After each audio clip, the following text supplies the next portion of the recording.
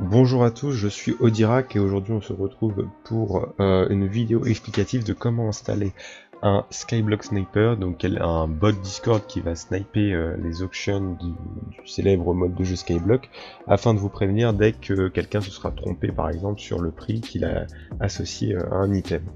Pour ceux qui me connaissent déjà, du coup, je suis le créateur de iCommunauté et j'avais justement un bot comme ceci que j'ai fermé très récemment parce que le problème de ce genre de bot, c'est que ça demande beaucoup d'investissement, c'est-à-dire qu'en continu, il faut soit patch, soit l'améliorer, que ce soit avec des nouvelles fonctionnalités, avec de l'optimisation, et aujourd'hui, je n'avais plus le temps ni forcément l'envie de le faire tout simplement, donc j'ai décidé de le fermer et je me suis dit, quitte à le fermer, autant vous laisser le projet pour l'améliorer ou alors pour continuer de l'utiliser. Je vous ai donc créé une nouvelle version du bot que j'avais avant, qui est beaucoup plus simplifiée, afin que tout le monde puisse s'en servir, ou au moins essayer de la comprendre, que vous ayez des connaissances en programmation ou non.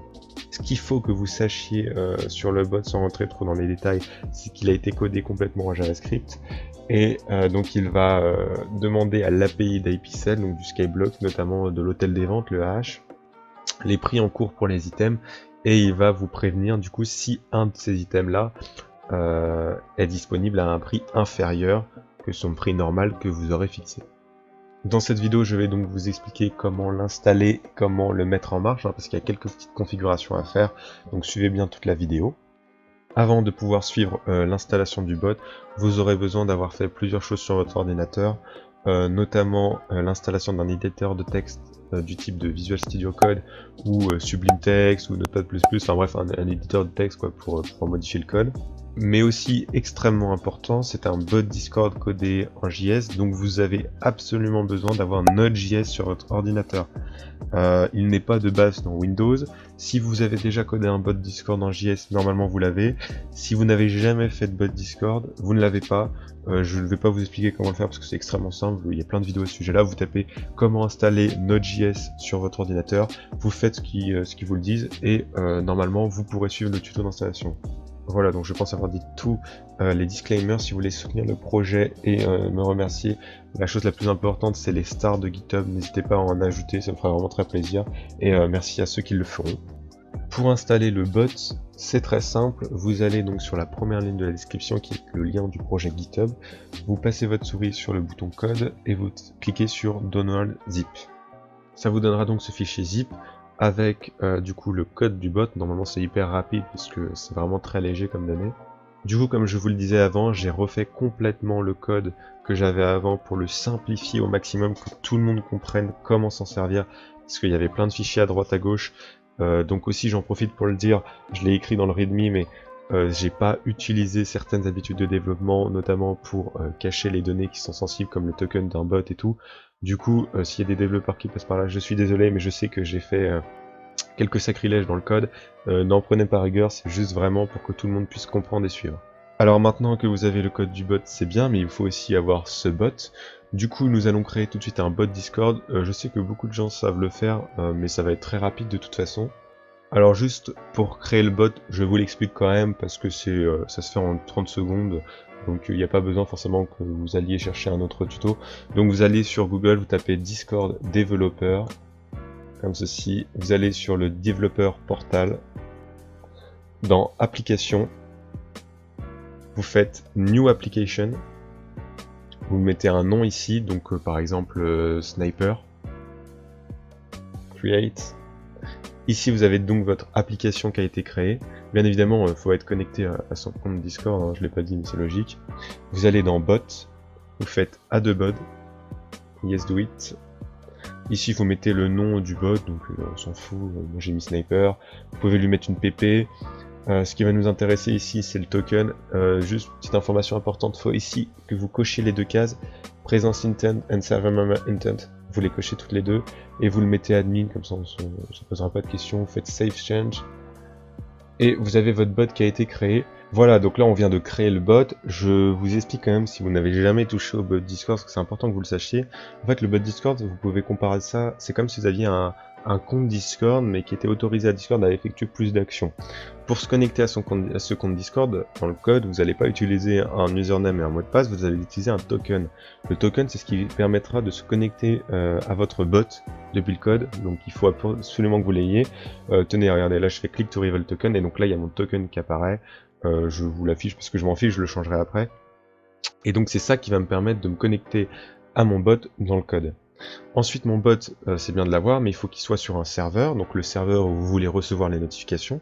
Donc du coup, vous allez l'inviter. Pour cela, vous allez aller dans la catégorie authentification là, et vous allez donc sélectionner bot ici, et copier le petit lien qui s'est affiché en cochant bien la case administrateur en dessous.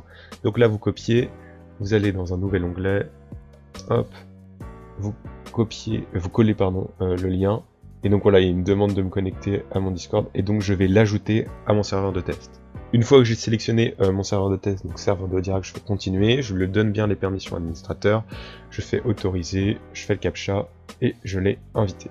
Voilà, donc on arrive sur le serveur de test, vous voyez bien que le sniper est arrivé, il est bien à droite, il est sur le serveur. Bon là il est offline, parce que je l'ai pas dit, mais un bot, il faut qu'il soit hébergé, donc soit vous laissez votre ordinateur allumé pour le faire tourner, soit vous louez des serveurs, mais pour votre sniper et pour qu'il marche, il faudra avoir l'une de ces deux possibilités. Voilà, donc une fois que votre sniper est sur votre serveur, c'est bon, on va pouvoir passer directement à la partie installation et modification du code. Et donc là, j'ai mon éditeur de texte, mon code que j'ai téléchargé tout à l'heure. Alors bien sûr, je ne sais pas, mais il faut peut-être WinRAR, bon, ça je l'explique même pas. Hein. WinRAR, c'est un logiciel que vous pouvez télécharger sur internet qui permet de dézipper les données. Et donc vous allez le déplacer sur votre bureau, et vous avez donc votre projet Sniper. Le code du Sniper est composé de 4 choses. La première, c'est le README, donc ça c'est pour le repository GitHub, donc vous n'y faites pas gaffe, c'est pas important. Le data item, c'est des informations pour le Sniper, pour tout ce qui va être item complexifié. J'y reviendrai plus tard, vous inquiétez pas. Le package et le index. Le index, c'est le code, le package, c'est les modules dont il a besoin en fait. Donc voilà, là c'est le code du bot, Audirak. Là, au moment où je tourne la vidéo, je suis en bot version 1.0. Il est possible qu'il y ait des mises à jour. Si jamais vous trouvez un bug et que vous voulez me le report, la seule façon que j'accepterai, c'est sur le GitHub. Il y a un onglet issue. Je vais vous le montrer tout de suite. Regardez, ici, là, vous cliquez sur issue et vous ouvrez une nouvelle issue. Ça me permettra de patcher s'il y a vraiment des gros problèmes ou de répondre à vos questions. Après, bien sûr, il y a des commentaires de la vidéo YouTube si besoin. Et donc ici, vous avez votre code du bot Discord. Je vais vous l'expliquer un peu plus en détail quand même que vous le compreniez. Mais avant ça, là, si je le lançais tout de suite, il ne marcherait pas parce que du coup, sans rentrer vraiment encore une fois trop dans les détails, quand vous faites du code en JavaScript, vous allez avoir besoin de modules. C'est-à-dire que là, il y a mon code, mais je m'appuie sur des données externes, si vous voulez. Et ces données externes, je les ai pas mis dans le repository GitHub, il faut que vous les installiez. Pour les installer, c'est très simple. Ici, vous voyez que j'ai mon fichier du sniper que j'ai téléchargé. Je vais cliquer ici dans la barre Windows et je vais taper CMD. Comme vous pouvez le voir, ça m'a ouvert une invite de commande qui est située dans le dossier du bot. Pour installer ces modules, ces dépendances en quelque sorte dont j'ai besoin, c'est très simple, vous faites la commande npm i. Si la commande quand vous l'entrez ne marche pas, c'est soit que vous avez mal installé le sniper, soit que vous n'êtes pas situé au bon endroit, donc vous n'avez pas fait comme je viens de vous dire là pour l'invite de commande, soit, et je reviens au début de la vidéo, vous n'avez pas installé Node.js. Si vous n'avez pas installé Node.js, ça ne marchera pas, il faut que vous repreniez l'installation. Donc j'entre, ça va m'installer les dépendances, ça peut prendre un petit peu de temps, il y en a quelques-unes en vrai. Voilà, donc j'ai fait une petite coupure, là comme vous pouvez le voir, tout s'est bien installé. Et donc ici, dans notre dossier, un nouveau dossier est apparu justement, Node Module, qui contient plein d'autres dossiers. Donc ça c'est toutes les dépendances dont on aura besoin pour le bot, donc vous n'avez pas besoin d'y toucher, là l'installation est quasiment terminée. Les quelques modifications qui restent à faire se situent dans le code, il y a plusieurs choses à modifier. Premièrement ici, à cette ligne là, quand je vous mets des change here, c'est que vous avez besoin de changer, voilà d'ailleurs je ne l'avais pas dit mais j'ai essayé d'annoter un peu le code que vous compreniez, j'ai mis en anglais par contre pour que ce soit universel. Ici il faut mettre le token du bot. Donc pour ça, on va retourner sur le Discord développeur, et ici vous voyez que le token est là, je vous l'expliquais tout à l'heure, c'est ce qui me permet de me connecter au bot. Vous faites copier, et vous allez copier ceci ici. Donc voilà, c'est le token du bot. Attention, il est privé, hein, faut pas que vous le partagiez, moi je le partage parce que je vais le changer après. Et puis de toute façon, il n'a aucune importance. Donc, voilà, donc là, le token du bot, c'est bon. Maintenant, on continue un peu dans le code. Ici, Channel ID et Message ID. C'est là où sera envoyé les snipes. Donc pour ceci, je retourne sur mon serveur de test. Voilà, donc je suis sur le serveur de test. Donc imaginons je vais créer un salon snipe où tous les snipes seront envoyés. Voilà, je crée le salon. Et bah dans ce salon, j'ai besoin de plusieurs informations. Tout d'abord, je vais envoyer un premier message.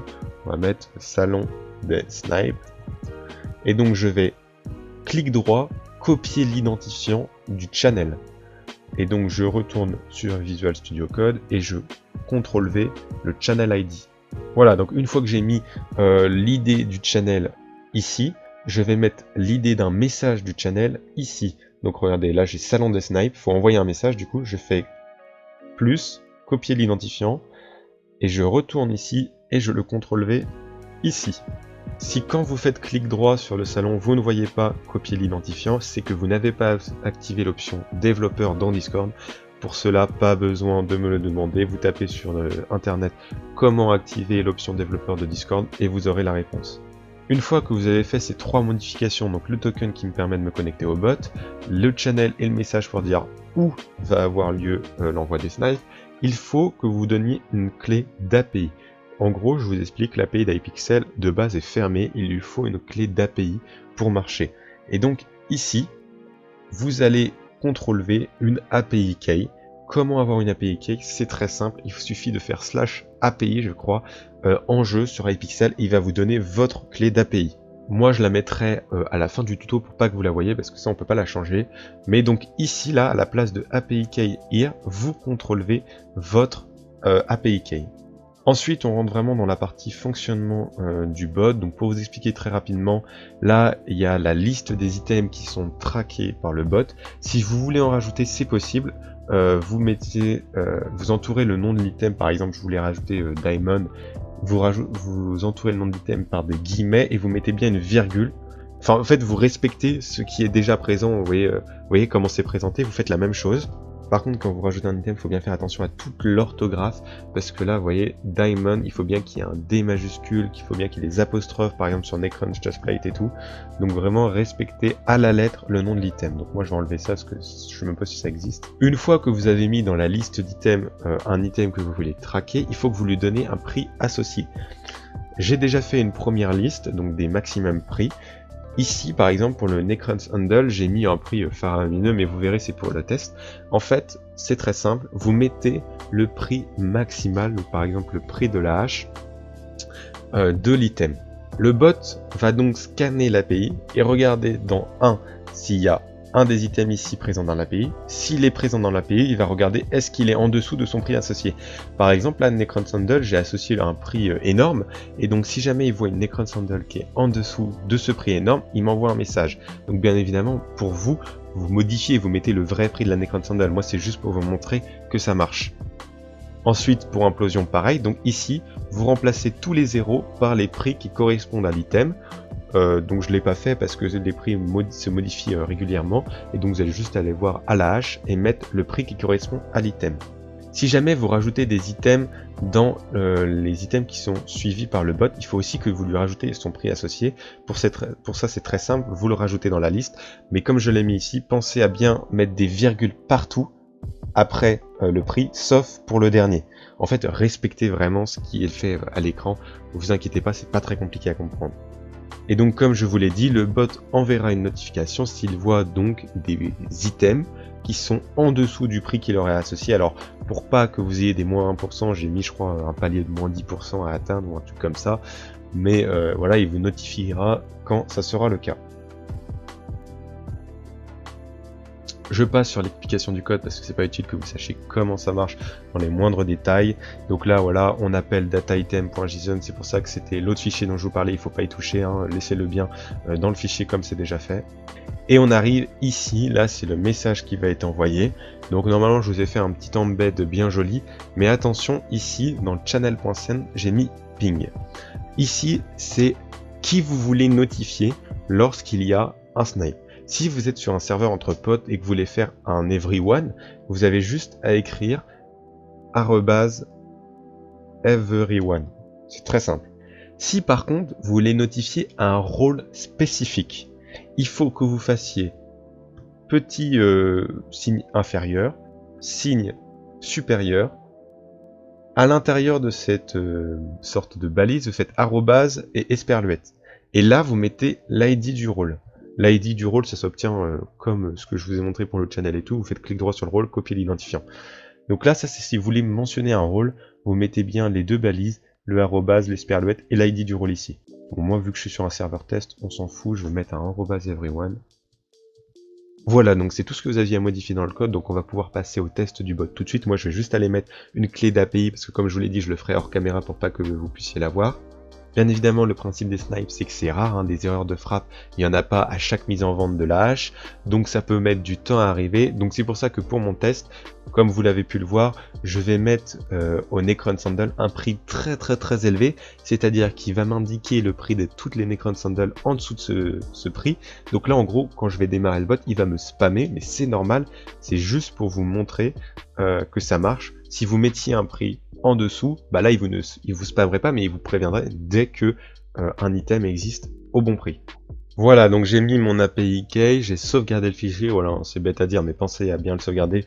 Je le redis une énième fois, si vous ne savez pas comment avoir une API key d'iPixel, vous avez juste à le taper sur internet, comment avoir une API key d'iPixel, vous trouverez. Je vous dis, c'est une commande à faire in-game, mais je me souviens plus trop ce que c'est, je crois que c'est slash API, mais je suis pas sûr. Une fois que votre fichier du code a bien été modifié, vous allez aller retourner dans la CMD que je vous ai fait ouvrir tout à l'heure, et vous allez taper la commande npm start. Cette commande va permettre de démarrer votre bot, de le passer en ligne et de lancer le processus de snipe. Quand je vais faire entrer, vous allez voir à droite de l'écran le sniper passer connecté. C'est parti. Voilà, donc vous voyez qu'il se connecte et il commence à scanner. À chaque fois qu'un chiffre apparaît, là c'est une page du hash, parce que le hash marche par page qui est scanné. Donc là, il scanne chaque page. Et vous voyez, les snipes arrivent. @everyone, un nouveau Necron Sandal. Donc comme je vous l'ai dit, c'est pas les vrais prix, là il met moins 100%, mais c'est parce que le pourcentage est calculé en fonction du prix que j'ai donné, et vu que j'ai un prix, j'ai mis un prix, je sais plus combien, 500 milliards, bah lui il voit du moins 100% partout, mais si vous mettez vraiment le vrai prix de chaque item, eh bien il va vous indiquer dès que cet item là sera disponible en dessous du prix que vous lui avez associé. En plus du message et de la notification, même si les prix sont pas bons comme je vous l'ai dit, là vous voyez qu'il y a une commande, et donc en gros cette commande, si vous la sélectionnez très rapidement, que vous faites CTRL-C et CTRL-V dans votre jeu, elle vous affiche directement l'option. C'est très important, vous n'avez pas oublié de toujours retourner à la hache et chercher les lowest bin. Non, là vous avez juste à faire 3 clics, 1, 2, 3... CTRL-C, vous allez sur votre jeu, vous ouvrez le chat, CTRL-V, et bim, si l'auction n'a pas déjà été prise, hein, parce que vu qu'il y a plein de bots comme ça qui tournent, il est possible que quelqu'un l'ait déjà eu avant, eh bien, elle s'affichera à vous et vous pourrez l'acheter. Voilà, donc je pense avoir tout dit. Si vous trouvez des bugs, si vous avez des problèmes, vous pouvez ouvrir des issues sur GitHub. Si vous avez des questions, ça se passe en commentaire YouTube. Je termine en le redisant, mais bien évidemment, le bot a été fait le plus simplement possible. C'est pas le meilleur que vous aurez sur le marché, c'est pas le plus optimisé, mais j'ai vraiment tout fait pour qu'il soit simplifié, que vous puissiez comprendre et faire une installation. Vous voyez, je sais pas combien de temps va durer la vidéo, mais en une vingtaine de minutes, alors que sinon ça aurait été encore plus compliqué et encore plus long pour des gens qui n'ont jamais touché au code. Rien ne vous empêche de l'améliorer, de proposer même des versions améliorées sur GitHub. Peut-être que je referai une vidéo pour vous présenter cette fois-ci un mode in-game de ce sniper, c'est-à-dire que moi je m'y connais pas, mais on m'avait fait à l'époque un mode pour le sniper, et peut-être que ça pourrait vous intéresser, parce que là, comme je vous l'ai dit, plutôt que de voir CTRL-C, CTRL-V la commande, elle apparaît directement in-game et vous avez juste cliqué sur un bouton pour que l'auction apparaisse. Donc voilà, hein, peut-être que je ferai ça un de ces quatre, mais vu que je m'y connais pas en Java, ce sera déjà beaucoup plus compliqué. En tout cas, merci d'avoir suivi la vidéo. Si elle vous a plu, voilà, la routine, un like, abonnement. Et puis, bah voilà, n'oubliez pas de me soutenir sur GitHub, c'est vraiment le truc le plus important. Et donc, merci à tous. Et puis, bah, je reste disponible si vous avez des questions, commentaires et issues GitHub.